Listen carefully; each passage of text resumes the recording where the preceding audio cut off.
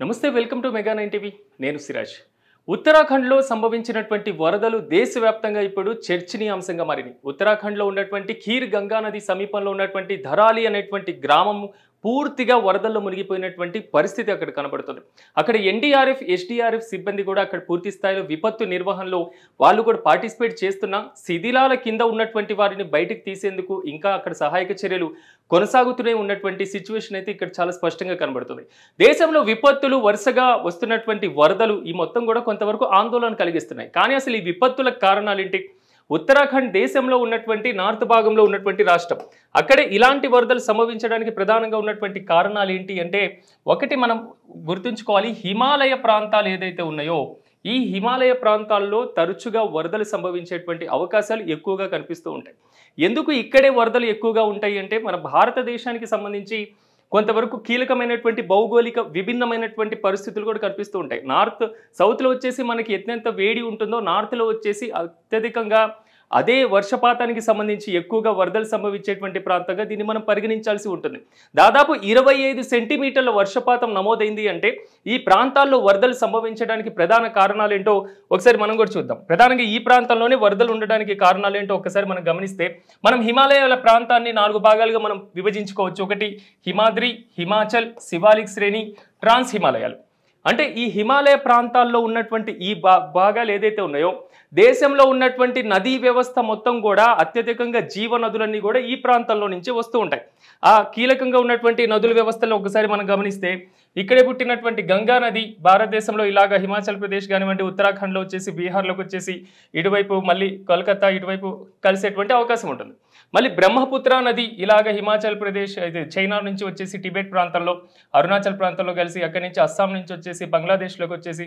మళ్ళీ ఇక్కడ ఏదైతే బంగాళాఖాతంలో కలిసేటువంటి అవకాశం ఉంటుంది ఇక సింధు నది వ్యవస్థ గురించి మనకు తెలిసిందే ఇక్కడ వచ్చేసి కరాచీ పాకిస్తాన్లో కలుస్తుంది సౌత్లో ఉన్నటువంటి నదులన్నీ కూడా సాధారణంగా పూర్తి స్థాయిలో మనకి వర్షాలు పడినప్పుడు మాత్రమే ప్రవహించేటువంటి నదులు కానీ నార్త్ నదులు అలాంటివి కావు నార్త్ నదులు అనేవి జీవనదులు అంటాం వీటిని ఎందుకు జీవనదులు అంటామంటే హిమాలయాలు కరిగి ఆ వాటర్ అన్నీ కూడా ప్రవహిస్తూ ఉంటుంది ఆ వాటర్ ప్రవహించడంతో పాటుగా ఎక్కడికక్కడ పూర్తి స్థాయిలో దానికి పక్కన చిన్న చిన్న గ్రామాలు ఉన్నా కానివ్వండి చిన్న చిన్న కాలనీలు ఉన్నా ఈ మొత్తాన్ని కొట్టుకుని తీసుకువెళ్ళేటువంటి పరిస్థితి కనబడుతుంది ఎప్పుడు వరదలు వస్తాయో తెలియనటువంటి ప్రాంతాలన్నీ కూడా ఇక్కడ మనకు కనిపిస్తూ ఉంటాయి ఇందులో భాగంగానే ధరాలి అనేటువంటి ప్రాంతంలో ఇప్పుడు సంభవించినటువంటి వరదలు ఉత్తరాఖండ్లో ఉన్నటువంటి ధరాలి అనేటువంటిది ఒక ఏరియా ఇక్కడ ప్రస్తుతం వర్షపాతానికి ఇంత కీలకమైనటువంటి గ్రామంతో పాటుగా ఆర్మీకి సంబంధించినటువంటి ఒక బేస్ క్యాంప్ కొట్టుకుపోవడం దాదాపు 50 మందికి పైగా గల్లంతవ్వడం 10-15 మంది వరకు మృతి చెందడం అఫీషియల్గా ఇంకా అనఫీషియల్గా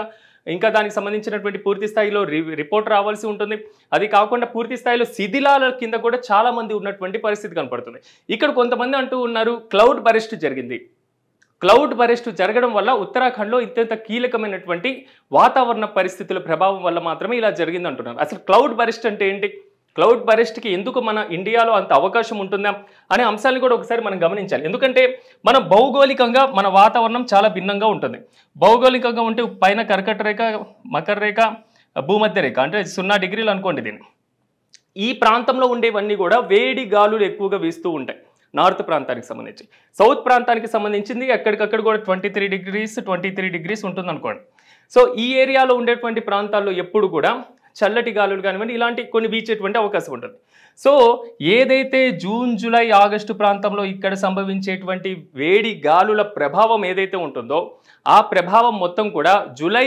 ఆగస్ట్ సెప్టెంబర్ ఈ ప్రాంతాల్లో పూర్తి స్థాయిలో మేఘాలు కమ్ముకోవడం ద్వారా వచ్చేటువంటి ప్రాంతంగా మనం ఇక్కడ చూస్తూ ఉండొచ్చు సో ఈ మేఘాలు కమ్ముకున్నటువంటి పరిస్థితుల్లోనే ఇక్కడ మనకు కనిపించేటువంటిదే ఈ క్లౌడ్ బరెస్ట్ జరుగుతున్నటువంటి ప్రాసెస్లో ఒక కీలకమైనటువంటి అంశం ఏంటి అంటే క్లౌడ్ బరెస్ట్ జరగాలి అంటే ఆ ప్రాంతం అనేది 1 చదరపు కిలోమీటర్ మాత్రమే ఉండాలి 1 చదరపు కిలోమీటర్ కానప్పుడు కొంత ఏదైనా ఒక ప్రాంతంలో మాత్రమే ఒకేసారి కుండపోత వర్షపాతం అంటే అంతే ఆషామాషి కాదు దాదాపు 20 సెంటీమీటర్ల వర్షపాతం నమోదైతే దాన్ని మనం క్లౌడ్ బరెస్ట్ అంటాం క్లౌడ్ బరిస్ట్ అంటే మనకి హైదరాబాద్లో ఇప్పుడు వర్షాలు పడిన తర్వాత రోడ్ల మీద మొత్తం కూడా ఎక్కడికక్కడ చెట్లు కూలిపోతూ ఉంటాయి. వరదల్లో మనం వాళ్ళందరూ షిప్స్ వేసుకొని పరిగెడుతూ ఉంటారు.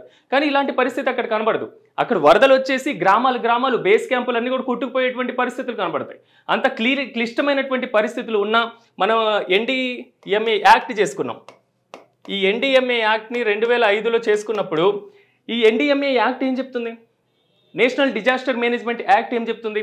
నార్త్ ప్రాంతాల్లో ఉన్నటువంటి డిజాస్టర్ ప్రాంతాలు ఏదైతే ఉన్నాయో వాటిని అన్నింటినీ గుర్తించాలి, వాటికి సంబంధించినటువంటి పూర్తి స్థాయిలో చర్యలు తీసుకోవాలి, వాటిని ఎక్కడెక్కడ ఉన్నటువంటి బేస్ క్యాంప్స్ అంటే ఎక్కడెక్కడ కీలకంగా విపత్తులు వస్తాయి, కొండ చర్యలు విరుగుపడుతూ ఉంటాయి, ఇప్పుడు ధరాలి ప్రాంతంలో వచ్చినట్లుగా వరదలు వస్తూ ఉంటాయి, గంగా నది, బ్రహ్మపుత్ర నది, పూర్తిగా బ్రహ్మపుత్ర నది మనం అస్సాం దుఃఖదాయిని అంటాం. ఎందుకు అస్సాం దుఃఖదాయిని అని అనాల్సినటువంటి అవసరం ఏమొచ్చింది? అస్సాంలో ఎప్పుడు వరదలు వస్తూనే ఉంటాయి కాబట్టి బ్రహ్మపుత్ర నది అత్యంత కీలకంగా ఉంటున్నటువంటి పరిస్థితి కూడా కనిపిస్తుంది. అంటే మనకి ఎలాగైతే విజయవాడలో రీసెంట్గా వచ్చినటువంటి వరదలు కానివ్వండి, కర్నూలులో 2008, 2009 ఆ ప్రాంతంలో వచ్చినటువంటి వరదలు కానివ్వండి, ఇలాంటి వరదల ప్రభావం. కానీ మనతో పోలిస్తే ఇక్కడ ఎక్కువగా వరదలు వచ్చేటువంటి అవకాశాలు ఎక్కువగా కనిపిస్తూ ఉంటాయి. సో ఈ వరదలన్నిటికీ కారణాలు ఉన్నటువంటి పరిస్థితుల్లో అసలు దీనికి క్లౌడ్ బరిస్ట్ అవకాశం ఉంటుందా, క్లౌడ్ బరిస్ట్ వచ్చేటువంటి సిచ్యువేషనే ప్రస్తుతం సంభవించిందా అనేటువంటి అంశాన్ని ఒకసారి మనం గమనిద్దాం. క్లౌడ్ బరిస్ట్ ప్రస్తుతం చాలామంది శాస్త్రవేత్తలు ధరాలి ప్రాంతంలో క్లౌడ్ బరిస్ట్ జరగలేదు అంటున్నారు. కొంతవరకు నివేదికలు వస్తున్నాయి. అసలు క్లౌడ్ బరిస్ట్ జరిగిందా లేదా అనేటువంటి అంశాన్ని మనం గమనించుకోవాలి. ఇది కాకుండా దేశంలో ఒక కుండపోత వర్షం పైనుంచి ఒక్కసారిగా కుండపోతగా ఎవరైనా కుండతో వాటర్ పోసేస్తే వర్షధార ఎలా పడుతుందో అలా పడదాన్ని మనం క్లౌడ్ బరిస్ట్ అంటూ ఉంటాం. ఈ క్లౌడ్ బరిస్ట్ రావడానికి కొన్ని రీజన్స్ కూడా మనకి ఇండియాలో కనిపిస్తూ ఉంటాయి. ప్రధానంగా ఇండియాలో క్లౌడ్ బరిస్ట్ ఉండడానికి రీజన్స్ ఏంటంటే, ఇండియాలో మన ప్రాంతంలో క్లౌడ్ బరిస్ట్ రావడానికి కొన్ని రీజన్స్ ఏంటంటే, ఇది సౌత్ ఇండియాకి సంబంధించినటువంటి అంశం. సో ఇక్కడి నుంచి ఏదైతే నైరుతి ఋతుపవనాల ప్రభావంతో వచ్చేటువంటి తేమ గాలులు ఉన్నాయో, అంటే నైరుతి ఋతుపవనాల నుంచి కొంచెం తేమమైనటువంటి గాలి నార్త్కు వీస్తూ ఉంటుంది. అటువైపు మధ్యధరా ప్రాంతం ఏదైతే ఉందో ఆ ప్రాంతం నుంచి వచ్చేటువంటి గాలులు కూడా వీస్తూ ఉంటాయి.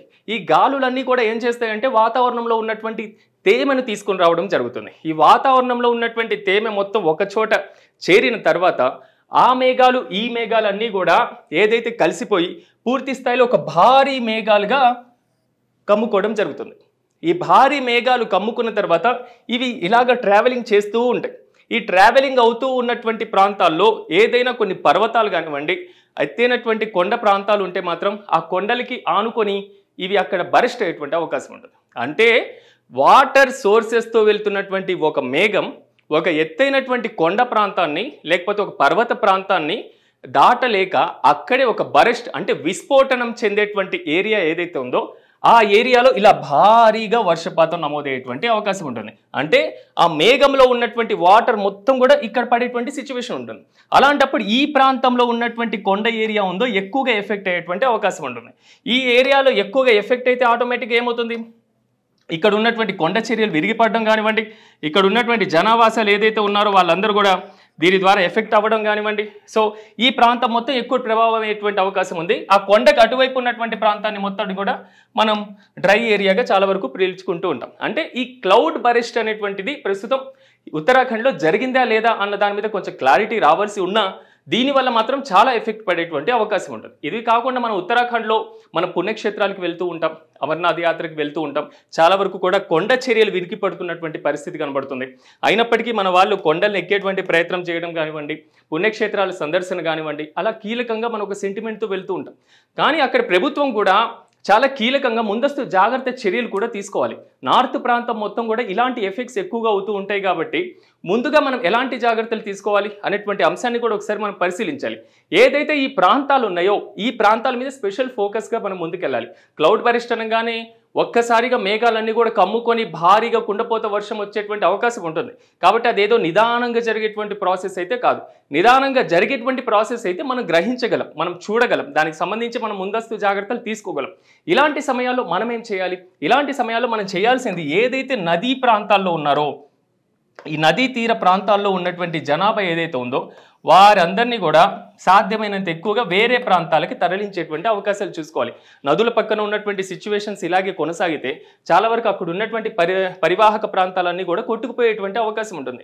కాబట్టి జీవనదులుగా, భారీ నదులుగా, ఎప్పుడు ప్రవహించేటువంటి నదులుగా, హిమానీ నదులుగా, వరదలకు కారణమయ్యేటువంటి నదులుగా ఉన్నటువంటి కొన్ని ఏరియాస్లో, కొండ ప్రాంతాల్లో జనావాసాలను సాధ్యమైనంత తక్కువగా చేస్తే కొంతవరకు అక్కడ ప్రాణ నష్టాన్ని, అదేవిధంగా ఆస్తి నష్టాన్ని, వీటిని తగ్గించేటువంటి అవకాశం ఉంటుంది. అక్కడ కూడా నీరు పుష్కలంగా లభిస్తుంది కాబట్టి కొంతవరకు పర్యాటక ప్రాంతాలైన కొన్ని సీజన్స్ ఎక్కువగా అయితే మనకు జూలై, ఆగస్టులో కానివ్వండి, జూన్ ఎండింగ్ నుంచి ఇలాంటివి ఎక్కువగా జరిగేటువంటి ఛాన్సెస్ ఉన్నాయి. కాబట్టి ఈ ఏరియాలో ఈ టైంలో ఉన్న వాళ్ళందరినీ కొంచెం దూరంగా ఉంచేటువంటి అవకాశాన్ని పరిశీలించాలి. రెండు, అక్కడ రవాణా సౌకర్యాలను మెరుగుపరచడం ద్వారా కూడా వారందరినీ కూడా పునరావాస కేంద్రాలకు తరలించడం, ఇలాంటి చర్యలు కూడా మనం తీసుకోవాల్సి ఉంటుంది.